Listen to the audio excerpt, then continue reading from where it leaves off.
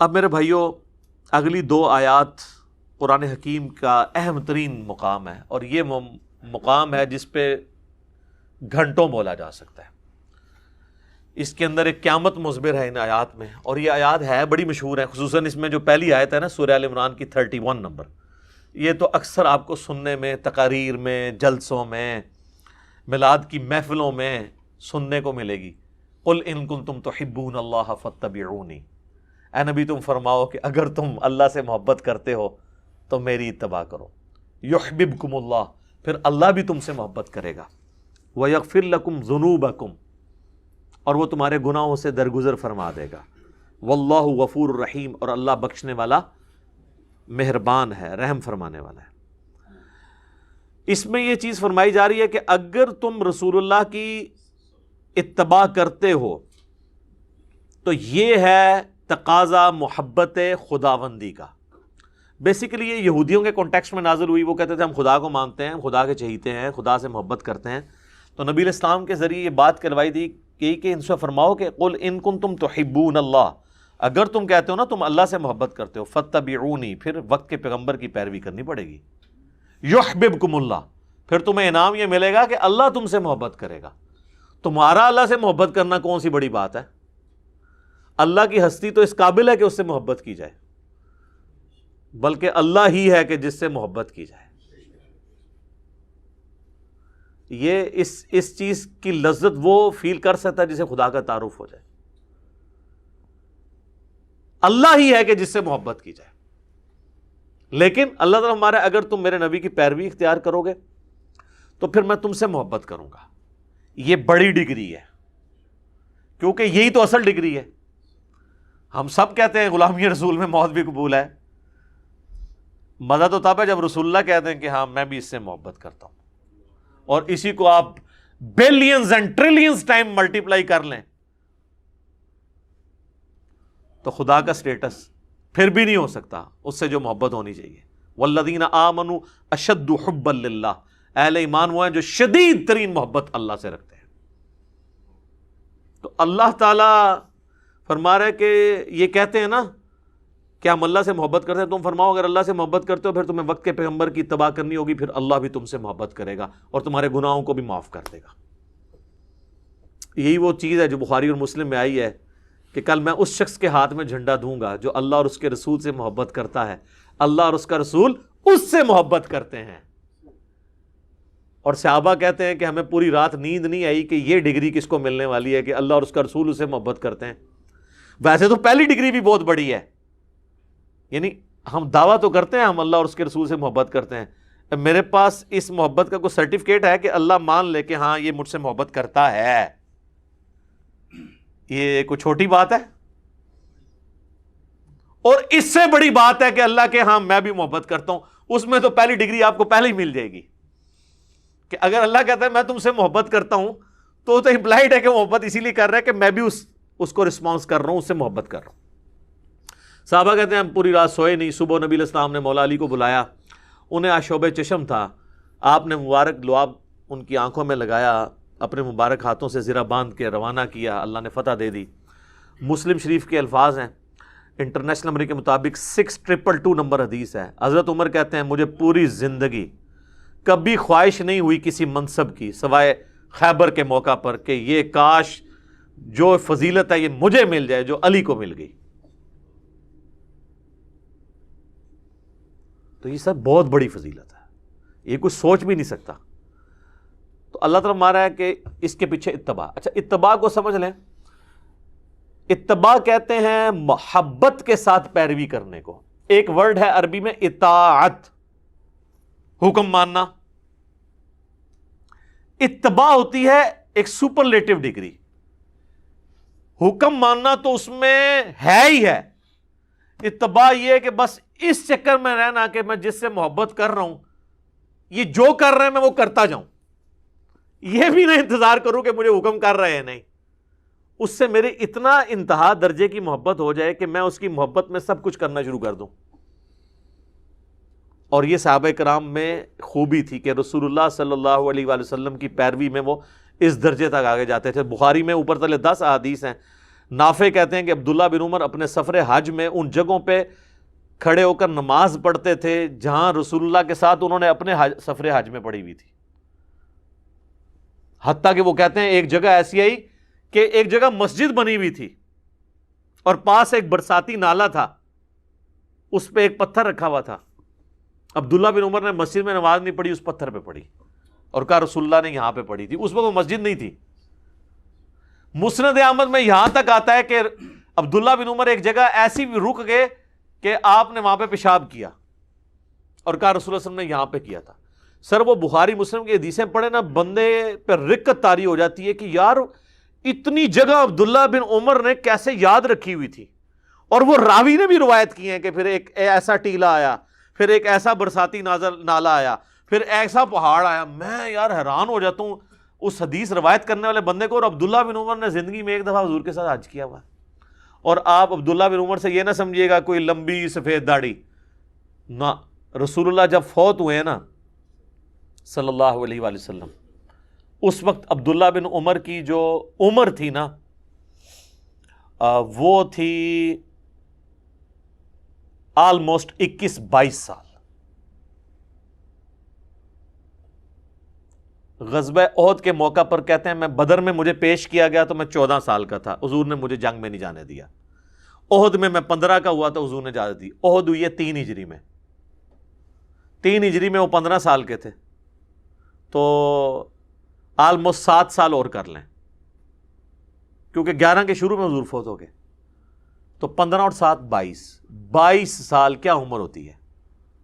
اور یہ 22 سال اس وقت جب حضور فوت ہو گئے. حج انہوں نے کیا ہے 20-21 سال کی عمر میں, ایک ایک چیز یاد رکھی ہوئی ہے. یہ ہے اتباع, محبت پلس اطاعت, اس کو کہتے ہیں اتباع. اس پہ بخاری مسلم میں حدیث نہیں, حضرت عثمان وضو کرتے ہیں اور مسکرانا شروع کر دیتے ہیں. ساتھی پوچھتے ہیں یہ کیا حضرت؟ کہا حضور نے بھی ایک دفعہ اس طرح وضو کیا تھا تو مسکرا پڑے تھے. تو میں نے حضور سے بھی پوچھا تھا آپ کیوں مسکرائے؟ تو پھر آپ نے فرمایا کہ جب کوئی شخص وضو کرتا ہے, چہرہ دھوتا ہے, اس کے چہرے کے گناہ معاف ہوتے ہیں, ہاتھ دھوتا ہے تو ہاتھوں کے گناہ, مسح کرتا ہے تو سر کے گناہ, پاؤں جب دھوتا ہے تو حتیٰ کہ پاؤں کے ناخنوں کے گناہ بھی دھل جاتے ہیں. تو اس پہ حضور خوش ہو رہے تھے کہ یہ فضیلت وضو والے کو ملتی ہے. تو اس پہ نبی علیہ السلام مسکرائے تھے. تو میں بھی حضور علیہ السلام کی اس ادا کو ادا کر رہا ہوں. یہ ہے, یہ اس کو کہتے ہیں اتباع. یہ وہ چیزیں جو obligatory نہیں ہیں, صرف محبت کے تقاضے ہیں. یعنی ہمیں تو کہیں نہیں کہا گیا کہ وضو کا ایک رکن یہ بھی ہے کہ آپ نے وضو کر کے مسکرانا ہے, لیکن یہ محبت کی فیلڈ ہے. لہذا یہ جو ایکسٹریم رویہ پایا جاتا ہے نا اہل حدیث کے ہاں کہ وہ اس چیز کے اوپر, یا ایون دیوبند کے ہاں بھی, کہ وہ کہتے ہیں جی اصل چیز جو ہے نا وہ نبی علیہ السلام کے حکم کی پیروی ہے, اور وہ اس پہ اتنا زور دیتے ہیں کہ محبت والا ایلیمنٹ وہ بیک فٹ پہ کر دیتے ہیں. یہ ایکسٹریم رویہ ہے. اس کے اگینسٹ جو بریلوی اور شیعہ صرف محبت کے راگ لاپتے رہتے ہیں اور کرتوت انہوں نے کوئی ایک بھی کام پیغمبر والا نہیں کرنا ہوتا, اور وہ کہتے ہیں جی بس محبت ہوگی تو باقی کسی چیز کی ضرورت ہی نہیں ہے. وہ دوسری ایکسٹریم ہے. اسی لیے اللہ نے لفظ اتباع کا استعمال کیا ہے, محبت پلس اطاعت. سکی محبت نہیں تو سکے صرف گیٹ اپ اڈاپٹ نہیں کرنا. انتہا درجے کی عقیدت بھی, جس کے آپ کو نمونے نظر آتے ہیں نا. بخاری میں نہیں آتا صلح حدیبیہ کے موقع پر نبی علیہ السلام جب وضو کر رہے ہیں, صحابہ آپ کے وضو کا پانی نہیں نیچے گرنے دے رہے, ٹھیک ہے, اپنے جسم پہ مل رہے ہیں, حتیٰ کہ کسی کو نہیں ملتا وہ دوسرے سے لے کے مل لیتا ہے. اور یہ اس کے علاوہ بھی عام حالت میں بھی ہوتا تھا. جب نبی علیہ السلام کو تشت میں بڑے برتن میں وضو کروایا جاتا تھا, بخاری مسلم میں آتا ہے, تو حضرت بلال کہتے ہیں میں وہ پھر وہ جو پانی نیچے جمع ہوتا تھا نا تو باہر لے کے جب نکلتا تھا تو صحابہ جھپٹ پڑتے تھے اس کے اوپر. یہ وہ تقاضے تھے جو محبت کے. لیکن اس طرح کی اب محبت ہماری نصیب میں نہیں ہے کیونکہ رسول اللہ سامنے موجود نہیں ہے. ہمارا تو اب ٹوٹل زور دوسرے والے معاملے میں ہوگا, ٹھیک ہے, کیونکہ پھر اس کے ایکسٹریم رویہ ہے کہ لوگ جا کے اب قبر کی مٹی چاٹنا شروع کر دیں یا حضور کی قبر پہ سجدے شروع کر دیں, تو وہ کام نہیں. رسول اللہ صلی اللہ علیہ وسلم کی زندگی مبارک جو دنیا گزرنے کے بعد اب ان سے محبت کے تقاضے ذرا ڈیفرنٹ ہیں کیونکہ آپ سامنے موجود نہیں ہے. خیر یہ اس ٹاپک کے اوپر گھنٹوں بولا جا سکتا ہے, یہ تو نہ ختم ہونے والا ٹاپک ہے. اور یہ وہ ٹاپک ہے کہ جس کے اوپر ہمیں بنیادی اختلاف امت کی اکثریت کے ساتھ ہے کہ انہوں نے رسول اللہ کے مقابلے پر ایسی ہستیوں کو کھڑا کیا کہ ان ہستیوں کو پتہ چلے تو ان کے پاؤں کے نیچے سے زمین نکل جائے، کہ ان کی اطاعت کو انہوں نے رسول اللہ کے مقابلے پر واجب قرار دے دیا۔ یہ مقابلے پہ میں اس لیے لفظ بول رہا ہوں کہ ہم رسول اللہ کی واضح احادیث بتاتے ہیں، وہ کہتے ہیں نہیں ہمارے امام کا قول یہ ہے۔ میں کہتا ہوں امام حنیفہ، امام شافعی، امام احمد بن حنبل، امام مالک رحمہم اللہ اجمعین وعلیہم السلام اجمعین ورضی اللہ عنہم اجمعین، وہ کانپ اٹھے اس تصور کے ساتھ کہ ان کو رسول اللہ کے مقابلے پہ کھڑا کر دیا، صراحتاً احادیث آیات آنے کے باوجود۔ آپ یہ دیوبند کی تفسیر عثمانی اٹھا کے دیکھیں، وہ بحث کرتے ہیں کہ قرآن میں جو ہے وہ رضاعت کی مدت جو ہے، دودھ چھڑانے کی مدت جو ہے وہ 2 سال آئی ہے، پھر وہ سال لکھتے ہیں البتہ امام حنیفہ کا موقف ہے کہ 2.5 سال ہے۔ تو ہو سکتا ہے امام حنیفہ کے پاس بھی کوئی دلیل ہو، چلو حدیثوں میں تو کوئی کہہ سکتا ہے کسی کو ایک حدیث پتہ چلی دوسرے کو نہیں پتہ چلی، جو مسئلہ قرآن میں آ گیا ہے اس مسئلے کے خلاف کسی اور امام کے پاس بھی کوئی دلیل ہو، پہلے تو ہم اس کو بھی ماننے کے لیے تیار نہیں کہ امام حنیفہ نے کہیں کہا بھی ہوگا کہ بھی قرآن کے خلاف 2.5 سال دودھ چھڑانے کی مدت ہے، کیونکہ امام صاحب تو ہمارے سامنے موجود نہیں ہے، جو جس کا دل کرے ان کی طرف منسوب کر دیں۔ چلو سپوز آپ کو پتہ بھی چل گیا، آپ تو کم از کم کریں، اور دوسری طرف آپ خود ائمہ کے اقوال سناتے ہیں کہ سارے اماموں نے یہ کہا کہ ہماری کوئی بات کتاب و سنت کے خلاف ہو اسے دیوار پہ مار دو، اور ہم دیوار پہ نہیں مارتے، ہم بڑا احترام کرتے ہیں، ہم کہتے ہیں کہ جی یہ ان کی رائے تھی، قرآن و سنت کے خلاف ہے، ہم اس کو فالو نہیں کریں گے، ہمیں کہتے ہیں اماموں کے گستاخ ہو۔ تو یہ ایک ٹاپک، ایک بڑا کریٹیکل ٹاپک تھا، میں نے اس کو پورا پری پلان تیاری کر کے نا مسئلہ نمبر 197 ریکارڈ کروا دیا، آلموسٹ 2 گھنٹے کا HD کیمرے میں میں نے کئی ایک ایگزامپلس صحابہ تابعین تبع تابعین کی دکھائی ہیں کہ جب ان کے سامنے آیات احادیث آتی تھی وہ اعلانیہ طور پر اپنے بڑوں سے اختلاف کیا کرتے تھے، اور بڑے بھی ایسے تھے کہ وہ فوراً سر تسلیم خم کرتے تھے۔ خلفائے راشدین کی مثالیں میں نے پیش کی کہ ان کو کسی نے حدیث سنائی ہے، انہوں نے ڈیسیژن بھی کیا تو کہا بھائی نہیں غلطی ہوگی، ہم پیچھے ہٹ جاتے ہیں۔ اگر خلفائے راشدین کا یہ اسٹیٹس تو باقی کس کھاتے میں؟ باقی کو تو کوئی اوقات نہیں ہے ان کے مقابلے پہ، ہمارے مقابلے پہ نہیں۔ وہ میں نے کئی ایک واقعات بتائے ہیں، پھر اس کے بعد تابعین تبع تابعین میں بتایا۔ تو یہ ایک کریٹیکل آیت ہے، انشاءاللہ میں اس آیت پہ اگلی دفعہ بھی تھوڑی ڈسکشن کروں گا، اس کانٹیکسٹ میں کچھ احادیث بھی ڈسکس کروں گا۔ ایک حدیث میں آپ کو سنا دیتا ہوں، بخاری اور مسلم دونوں میں حدیث ہے۔ حضرت حسان ابن ثابت بیٹھے ہوئے مسجد نبوی میں اشعار پڑھ رہے تھے۔ حضرت عمر فاروق جیسا حکمران جن کی طبیعت میں بھی بہت گرمی تھی، ایکسٹروورٹ بھی تھے، سختی بھی تھی، وہاں سے گزرے اور رک گئے، اور انہوں نے حسان ابن ثابت کو تیکھی نظروں سے دیکھا، ابھی بولا کچھ نہیں ہے، صرف دیکھا ہے، اور اگلے جنے دی بھی تسی جرت دیکھو، ان کا عمر اس طرح نہ دیکھ ہماری طرف، تم سے بہتر شخصیت مسجد میں ہوتی تھی، میں ان کے سامنے بھی اشعار پڑھتا تھا اور نبی علیہ السلام خوش ہوا کرتے تھے۔ اچھا، اب حضرت عمر نے تو مطلب ڈیفینسو موڈ میں چلے گئے، انہوں نے کہا کہ کوئی گواہ لے کر آؤ۔ انہوں نے کہا یہ ابو ہریرہ بیٹھے ہیں پاس، ان سے پوچھو کہ کیا ایسا نہیں تھا؟ حضرت ابو ہریرہ کہتے ہیں امیر المومنین ایسا ہی تھا، بلکہ رسول اللہ تو فرمایا کرتے تھے اے اللہ روح قدس کے ذریعے حسان کی مدد فرما، جس طرح حضرت عیسیٰ کی تو نے مدد کی تھی نا جبرائیل کے ساتھ، تو یہ حسان کے لیے تو حضور کی دعائیں ہیں۔ اس ایک واقعے میں کئی چیزیں پوشیدہ ہیں۔ نمبر 1 یہ کہ صحابہ کو پتا تھا کہ دین کا ماخذ کتاب و سنت اللہ رسول ہے، اس کے بعد سب برابر ہیں۔ آپ تو امام، اکابرین، علماء اور بزرگوں کو آپ نے منی خدا بنایا ہوا ہے، یہ سارے تو حضرت عمر کی جوتیوں کی خاک بھی نہیں ہے۔ ایک صحابہ کو یہ چیز ہے۔ دوسری طرف حضرت عمر جیسی بڑی شخصیت کو بھی کلیئر تھا کہ اگرچہ میرے بارے میں حدیث ہے علیکم بسنتی و سنت الخلفاء الراشدین، لیکن میرے لیے بھی اوپن لائسنس نہیں ہے، جہاں میں بھی ڈیویٹ ہوں گا پھر میری سنت نہیں مانی جائے گی، رسول اللہ کی بات مانی جائے گی۔ بڑی بات ہے نا۔ تیسرا، اختلاف رائے کو گستاخی نہیں سمجھا جاتا تھا، علمی طریقے سے آپ اختلاف کریں، اگلا بندہ ایکسیپٹ کر لیتا تھا کہ یار بات جینون کی ہے اس نے، مجھ سے غلطی ہوئی ہے، وہ بیک فٹ پہ چلے جاتا تھا۔ چوتھا، یہ جو آج کل بعض منکرین حدیث نے یہ ایک پنگا کھڑا کیا ہوا ہے کہ جی حضرت ابو ہریرہ جو ہے وہ حدیثیں گھڑا کرتے تھے، حضرت عمر نے ان کے اوپر پابندی لگا دی تھی، حضرت عمر کے سامنے ابو ہریرہ کی کریڈیبلٹی نہیں تھی۔ تو یہ بخاری مسلم دونوں میں حدیث ہے جو بتا رہی ہے کہ حضرت عمر کے نزدیک حضرت ابو ہریرہ ایک کریڈیبل پرسنالٹی تھے، تبھی تو ان کی حدیث قبول کیا انہوں نے، ورنہ تو کہتے یار یہ تو مطلب بیٹھ کے حدیثیں گھڑتا رہتا ہے، اس کی تو مجھے تم مثال پیش کرو، کوئی اور بندہ لے کے آؤ۔ یہ ضرور ہے کہ حضرت ابو ہریرہ رضی اللہ تعالیٰ عنہ اور حضرت عمر کا اختلاف ہو گیا تھا، اور اس میں میری اپنی ذاتی رائے ہے کہ حضرت عمر کی طرف سے زیادتی ہوئی ان کے ساتھ، وہ نہیں ہونی چاہیے تھی۔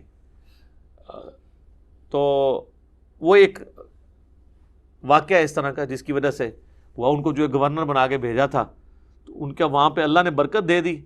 تو حضرت عمر آپ کو پتہ ڈسپلن کے سخت تھے، انہوں نے کہا کہ تو جب گیا تھا تیرے پاس اتنی بکریاں تھیں، اتنی بکریاں کہاں سے آ گئی ہیں، لگتا ہے خرد برد کی ہے۔ تو وہ پیٹتے رہے کہ بھئی اللہ نے مجھے دی ہیں۔ یہ تو آج بھی آپ کسی فارم ہاؤس میں چلے جائیں، ذرا پوچھیں نا 5 بکریوں اللہ تعالیٰ برکت ڈالے تو 2 سالوں میں کہاں سے کہاں وہ پہنچتی ہیں۔ لیکن حضرت عمر جو ہے وہ ذرا اسٹرکٹ تھے، تو اس کی وجہ سے تھوڑا سا ان پہ سختی بھی کر دی۔ تو وہ بعض اوقات سختی جو ہے نا وہ کسی بیٹر کاز کے لیے کی جا رہی ہوتی ہے، لیکن وہ پھر لوگ اس کو نیگیٹیولی بھی لے لیتے ہیں، تو اس طرح کا معاملہ نہیں ہے۔ سیدنا عمر کے نزدیک حضرت ابو ہریرہ ایک کریڈیبل پرسنالٹی تھے، وہ ان کی عزت کرتے تھے، ان کی احادیث کو ایکسیپٹ کیا کرتے تھے، ورنہ تو وہ پھر گواہی کے طور پہ اسے قبول نہ کرتے۔ جامعہ ترمذی میں ایک حدیث ہے، ایک شامی آتا ہے اور کہتا ہے عبداللہ بن عمر سے آ کے پوچھتا ہے، اور یہ روایت سالم بن عبداللہ بن عمر کر رہے ہیں، حضرت عبداللہ بن عمر کا بیٹا۔ وہ شامی آ کے کہتا ہے کہ ابھی حضرت معاویہ کا دور ہے، شام میں مرکز ہے، اور وہ آ کے کہتا ہے جی حج تمتع جائز ہے؟ وہ کہتے ہیں جائز، سنت ہے۔ سنت اس اعتبار سے کہ رسول اللہ نے اسے جاری کیا، اگرچہ خود آپ کو مجبوراً قران کرنا پڑا، لیکن آپ نے تمتع کو مشروع فرمایا اور بہتر فرمایا، کیونکہ آپ قربانی کا جانور گھر سے لے آئے تھے، تو قرآن میں آیت نازل ہوئی کہ جو قربانی کا جانور گھر سے لے آیا نا، اب وہ احرام نہیں کھول سکتا۔ باقی صحابہ کو آپ نے کھلوایا، حتیٰ کہ بخاری مسلم ہے جس نے حج تمتع نہیں کیا، آپ نے فرمایا یہ نافرمانی کر رہے ہیں رسول اللہ کی، آپ نے خود ان کے لیے اتنے، اور پھر فرمایا کہ قیامت تک حج اور عمرہ اب یوں داخل ہو گئے۔ تو عبداللہ بن عمر سے اس نے کہا کہ آپ کے والد تو حضرت عمر تو منع کیا کرتے تھے حج تمتع سے۔ تو عبداللہ بن عمر نے فرمایا کہ یہ بتاؤ کہ اگر کسی معاملے میں میرا باپ کوئی ڈیسیژن کرے اور رسول اللہ اس چیز کو جاری فرمائے ہوئے ہوں، تو کیا میرے باپ کی بات مانی جائے گی کہ اللہ کے نبی کی؟ تو کہنے لگا اللہ کے نبی کی۔ تو آپ نے فرمایا کہ اللہ کے نبی نے حج تمتع کا ہمیں حکم دیا تھا۔ یہ تھا سر سٹیٹس، باپ بھی ہے، خلیفہ راشد بھی ہے، محبت بھی ہے، عقیدت بھی ہے، سٹیٹس بھی ہے، لیکن اللہ اور اس کا رسول ٹاپ پرائورٹی۔ یہ وہ ایشو ہے جس کے وجہ سے ہم سمجھتے ہیں کہ تقلید کو واجب کر کے امت کو مصیبت میں ڈالنا اور ایک ان کے اوپر عذاب مسلط کر دینا کہ اب امت یہ چوائس کرے کہ ہم نے رسول اللہ کے دین پہ چلنا ہے یا کسی بزرگ بابے کے دین پہ۔ بزرگ بابوں کو آپ ایکسپرٹ اوپینین کے طور پہ لیں، جس طرح آج بھی ہم بڑے بڑے علماء کے ایکسپرٹ اوپینین لیتے ہیں، بس اسی لیول پہ ان کو رہنے دیں۔ ان کی کلی پیروی، آنکھیں بند کر کے اطاعت کرنا، یہ ان کو سٹیٹس نہیں دیا جا سکتا، اور اس کے کانٹیکسٹ میں اسی آیت کو کوٹ کیا جاتا ہے، قل ان کنتم تحبون اللہ فاتبعونی یحببکم اللہ۔ اور یہ آیت اسپیسیفکلی یہودیوں کے بارے میں نازل ہوئی ہے، لیکن ہمارے بریلوی بھائی میلاد کے جلسوں میں یہ آیت پڑھتے ہیں، لہٰذا ان کی وہ ڈاکٹرین ختم ہو گئی کہ جو یہودیوں کے بارے میں آیات ہیں مسلمانوں پہ نہیں آپ فٹ کر سکتے، تو وہ ہمیں ہی سنا رہے ہوتے ہیں نا۔ تو ہم یہ کہتے ہیں قرآن کی آیات آفاقی ہیں، جسے فٹ اسے گفٹ۔ اس پہ میرا مسئلہ وہ نمبر 154 بھی ریکارڈڈ ہے۔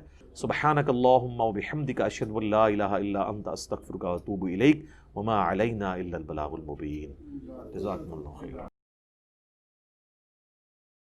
آل عمران کی آیت نمبر جو 31 ہے، اس کے اوپر میں نے پچھلی دفعہ تھوڑی ڈسکشن کی تھی، کچھ حصہ اس کا باقی ہے، اس لیے آج اس کو دوبارہ سے ہم لے کر چلیں گے۔ اعوذ باللہ من الشیطان الرجیم، بسم اللہ الرحمن الرحیم۔ قل ان کنتم تحبون اللہ فاتبعونی یحببکم اللہ ویغفر لکم ذنوبکم واللہ غفور الرحیم۔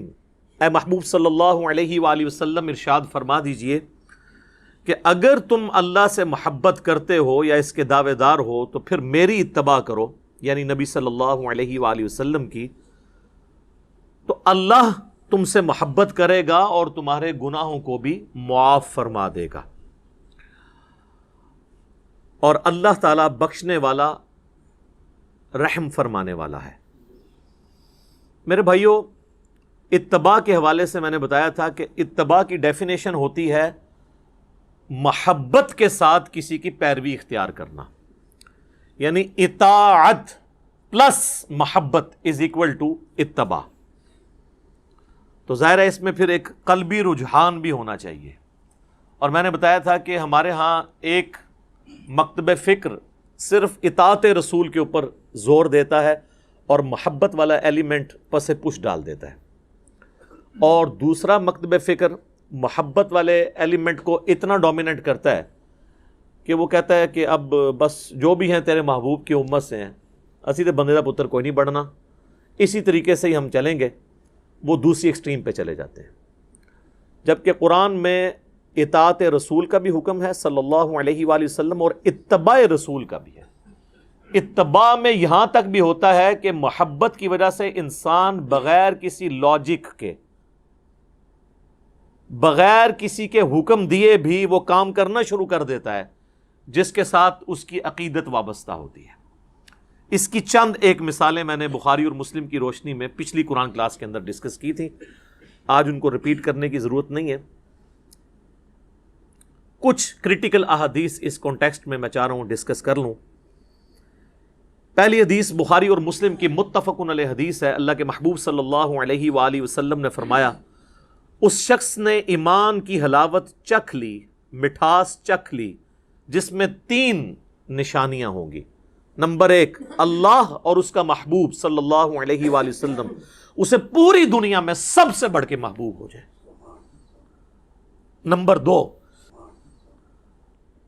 اس کی دوستی اور دشمنی کا معیار اللہ کی ذات ہو۔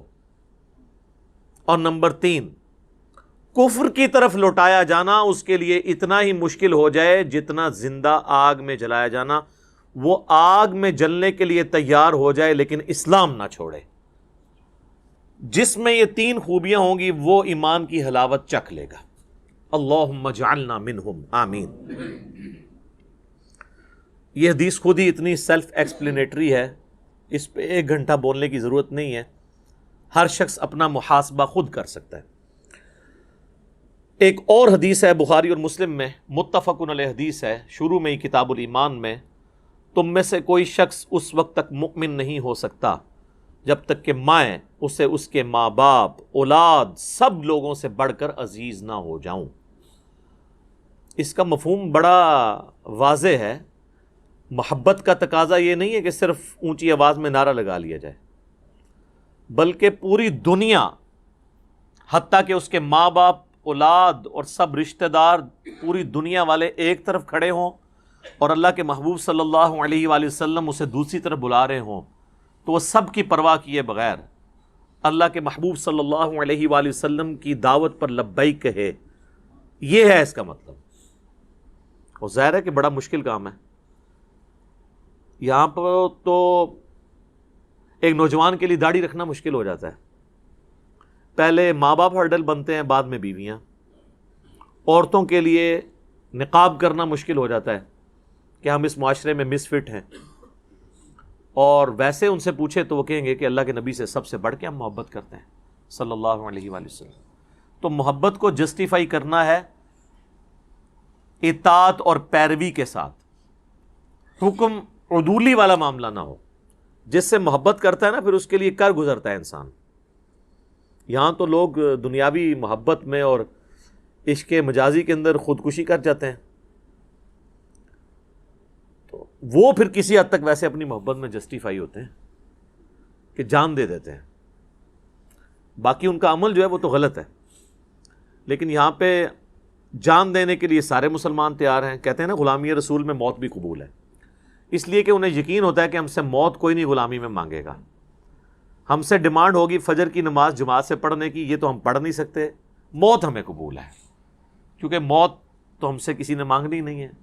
وہ تو لڑ گئے لڑنے والے اللہ کے لیے قادسیہ اور یرموک اور بدر و احد رضی اللہ عنہم اجمعین وعلیہم السلام اجمعین ورحمہم اللہ اجمعین آمین.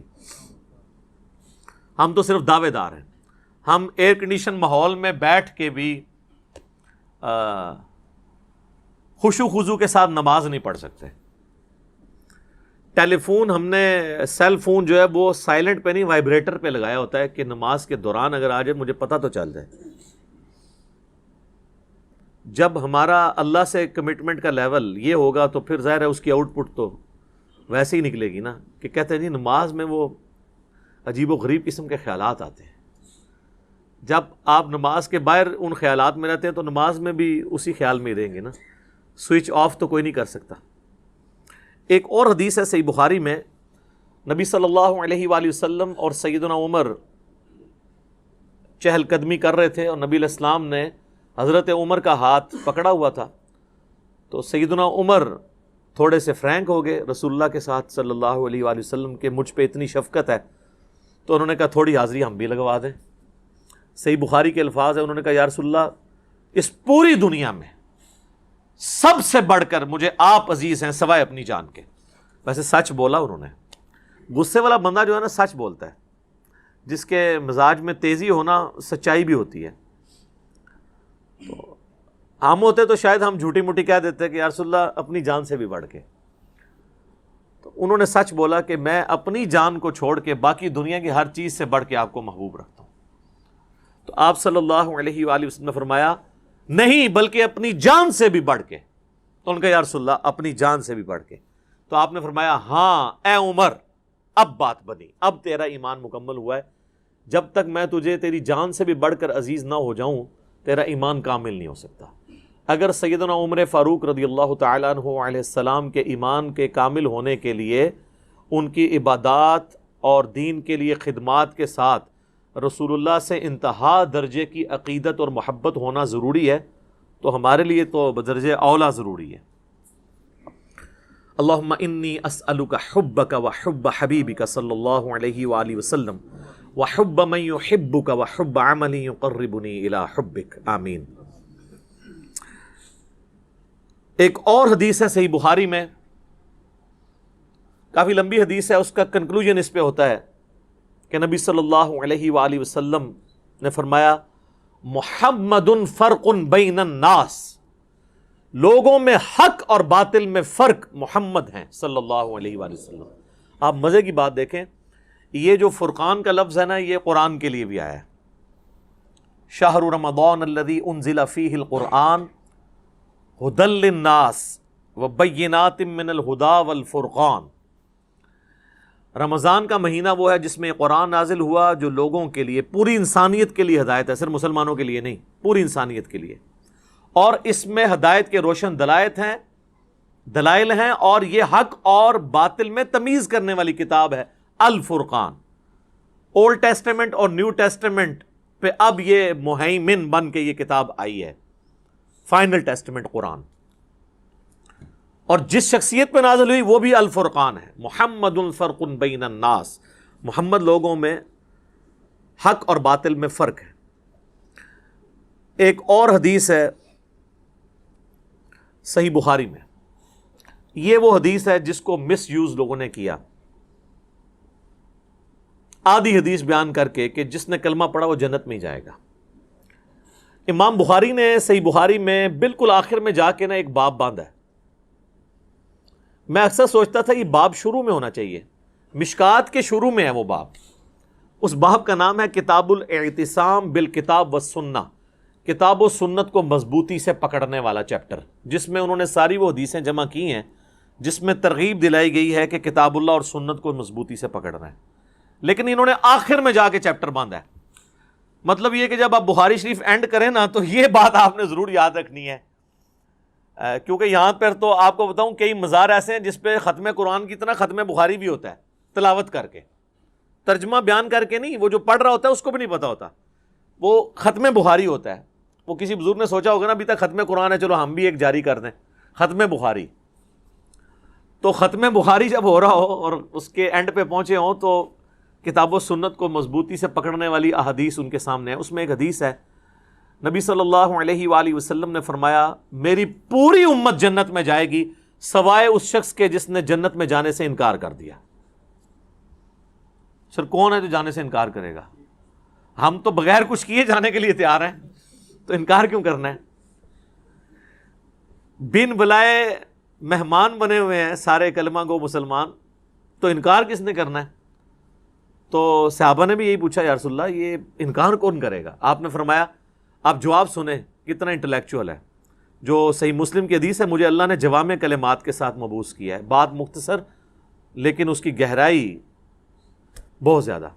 آپ نے فرمایا جس نے میری اطاعت کی وہ جنت میں جائے گا، اور جس نے میری نافرمانی کی اس نے جنت میں جانے سے انکار کر دیا۔ اس نے خود ہی انکار کر دیا، تو پوری امت جنت میں جائے گی سبجیکٹڈ ٹو، اس شرط کے ساتھ کہ وہ اطاعت اختیار کرے۔ باقی وہ چیز اپنی جگہ موجود ہے کہ جس نے ایک دفعہ بھی صدقے دل سے کلمہ پڑھا ہے، اگر اس کی زندگی کا ڈومیننٹ پہلو برائیوں پہ ہے تو الٹیمیٹلی ایک نہ ایک دن وہ اپنا عذاب بھگت کے جنت میں جائے گا۔ وہ تو عقیدہ ہے، لیکن یہ بڑا خطرناک معاملہ ہے۔ یہ یہاں ایئر کنڈیشن کمرے میں بیٹھ کے یہ بات کرنا بڑی آسان ہے، لیکن 5 منٹ کے لیے نہیں، 5 سیکنڈ کے لیے موم بتی کے فلیم کے اوپر یوں ہاتھ رکھنا یہ مشکل ہے۔ اور وہ مسلمان کہہ رہا ہوتا ہے خیر ہے جی ایک پھیرا ہی لگے گا نا، پھر تو جنت ہی ٹور ہی جانا ہے۔ ایک پھیرا جو 5 سیکنڈ کے لیے موم بتی نہیں برداشت کر سکتا، وہ کہتا ہے ایک پھیرا لگے گا، جبکہ بخاری اور مسلم دونوں میں حدیث ہے کہ جہنم کی آگ دنیا کی آگ سے 70 گنا تیز ہے۔ اللہم اجرنا من النار۔ اور بخاری اور مسلم کی متفق علیہ حدیث ہے کہ جہنم کا سب سے ہلکا عذاب یہ ہے کہ پاؤں میں آگ کی جوتیاں پہنائی جائیں گی اور اس کی تپش سے دماغ ہنڈیا کی طرح کھولے گا۔ یہ سب سے ہلکا عذاب ہے۔ تو بھاری عذاب کون اس کو بریف کر سکتا ہے؟ ویسے آنکھیں بند کرنی ہے تو بے شک کر لیں۔ وہ جو مولا علی کا قول ہے کہ انسان سویا ہوا ہے مرتے ہی جاگ جائے گا، اوہ اصل زندگی تو یہ تھی، لیکن اس وقت جاگنے کا فائدہ نہیں ہے۔ ایک اور حدیث ہے مسند امام احمد میں ہے، المستدرک للحاکم کے اندر بھی ہے، مشکات میں بھی آپ کو مل جائے گی شروع میں ہی۔ اللہ کے محبوب صلی اللہ علیہ وآلہ وسلم نے زمین پہ ایک سیدھی لکیر کھینچی اور اس کے دائیں اور بائیں کچھ ٹیڑھی لکیریں کھینچی ایسے، اور آپ نے اس سیدھی لکیر کے اوپر ہاتھ رکھ کے کہا وَأَنَّ هَذَا صِرَاطِي مُسْتَقِيمًا، یہ ہے سیدھا راستہ میرا، اس کی پیروی کرو، ادھر ادھر کے ٹیڑھے راستوں کی پیروی نہ کرو ورنہ تمہیں وہ اللہ کے راستے سے ہٹا دیں گے۔ یہ وہ چیز ہے جس کی اللہ تمہیں وصیت کرتا ہے۔ یہ آیت آپ نے تلاوت کی سورۃ الانعام کی، اور پھر آپ نے فرمایا یہ ارد گرد ٹیڑھے راستے ابلیس کے راستے ہیں، اور یہ سینٹر میں جو سیدھا راستہ ہے یہ میرا راستہ ہے، نبی صلی اللہ علیہ وآلہ وسلم کا راستہ۔ لہذا یہ اکثر لوگ جو کہتے ہیں نا جی سارے راستے جو ہیں وہ حق پہ ہی ہیں، اور پھر مثالیں دیتے ہیں، کہتے ہیں جی آپ نے مقصد تو سفر طے کرنا ہے، کوئی گاڑی میں سفر کرتا ہے، کوئی ٹرین میں کرتا ہے، کوئی پیدل جاتا ہے، راستے بھی مختلف ہو کے آپ پہنچ ہی جاتے ہیں منزل مقصود پہ۔ یہ دنیا کی مثالیں اللہ کے راستے کے لیے آپ نہیں دے سکتے، کیونکہ اللہ کا معاملہ تو بالکل الگ ہے، اس نے تو راستہ ایک بتایا ہے۔ اسی لیے آپ دیکھیں ہدایت کے راستے کو قرآن میں ہمیشہ سنگولر کے صیغے سے خطاب کیا گیا ہے، اہدنا الصراط المستقیم، اے اللہ سیدھا راستہ دکھا، صراط الذین انعمت علیہم، وہ راستہ جس پہ تیرے نیک انعام یافتہ لوگ چلے۔ تو نیک انعام یافتہ لوگ راستے پر چلے، راستوں پہ نہیں چلے۔ جب ایک سے زیادہ ہوں گے تو وہ نبی علیہ السلام کا راستہ نہیں ہوگا۔ یہاں کہتے ہیں سارے حق پہ ہیں جی، کہتے ہیں جی وہ سب نے اسی ایک بڑی نہر سے یا سمندر سے ہی پانی لیا ہے۔ دنیا میں تو ہم نے دیکھا ہے کہ اگر کھارے پانی کی نہر ہے تو اس کی جتنی بھی ندیاں نکالیں وہ کھاری ہوتی ہیں، اور میٹھے کی ہے تو میٹھی ہوتی ہیں۔ تو یہ کیسی آپ کی نہریں ہیں کہ جس میں 180 ڈگری چیزیں ہوتی ہیں، حتیٰ کہ آپ کے ٹالرنس کا لیول یہ ہے کہ آپ نے 300 350 سال تک خانہ کعبے میں 4 مسلے ڈال کے رکھے ہیں، اگر آپ یہ سمجھتے ہیں کہ چاروں اہل سنت کے امام حق پر تھے تو 4 مصلے ان کے نام پہ کیوں ڈال دیے؟ چلیں 4 نمازیں بانٹ لیتے کہ ایک امام کا ماننے والا پڑھائے گا، دوسرا، تو پھر تو بات سمجھ آتی۔ 4 مصلے الگ کر دیے، نمازیں الگ کر لیں، اس کے باوجود راگ الاپنا۔ یہ تو اسی طریقے سے ہے کہ کوئی شخص اب ضد کرے کہ جی یہ میرے سامنے جو سٹاپ واچ ہے، یہ سٹاپ واچ نہیں پڑی ہوئی ہے، یہ گاڑی کھڑی ہے، ٹھیک ہے جی، اس کے لیے وہ کہ جی آپ ذرا اس کو محدبت سا لگا کے دیکھیں، یہ چورس بھی ہے، یہ تھوڑی سی بڑی ہو جائے گی، یہ جو آپ کو نظر آ رہا ہے نا، یہ ٹائر ہیں، آپ کو اصل میں پتہ نہیں چل رہا۔ تو آپ جتنی مرضی کہانیاں کرائیں، جو چیز ہے وہی رہے گی۔ تو بہرحال گورا اس کہانی میں نہیں آتا، وہ کہتا ہے یار کوئی علمی کتابی بات کرو، جو ہم کہتے ہیں کہ مرنے سے پہلے اے مسلمان کر لے اس پہ غور، کتابوں کا خدا اور ہے، بابوں کا خدا اور۔ تو یہ احادیث اس سے ریلیٹڈ تھی۔ میری ایک ویڈیو ہے ڈیٹیلڈ، مسئلہ نمبر 197، اماموں کی گستاخی کا الزام اور تقلید کے ایشو کے اوپر میں نے بڑی ڈیٹیل گفتگو کی ہے، صحابہ سے، تابعین، تبع تابعین سے مثالیں دی ہیں اسی ٹاپک کے اوپر۔ آج محل نہیں کہ میں اس کی ڈیٹیل میں جاؤں، اگلی آیات کی طرف آتے ہیں۔ یہ آیت چونکہ ایک کریٹیکل آیت تھی، اس لیے میں نے اس پہ زیادہ ٹائم لیا ہے۔ یہ آیت اس چیز کی متقاضی تھی کہ ہم اس کے اوپر زیادہ دیر بولتے۔ قرآن حکیم کی چند آیات اتنی محکم آیات ہیں کہ وہ باقی سینکڑوں آیات اپنے اندر سموئے ہوئی ہوتی ہیں، اس لیے وہ متقاضی ہوتی ہیں اس چیز کی کہ آپ ان کے اوپر ڈیٹیل ڈسکشن کریں۔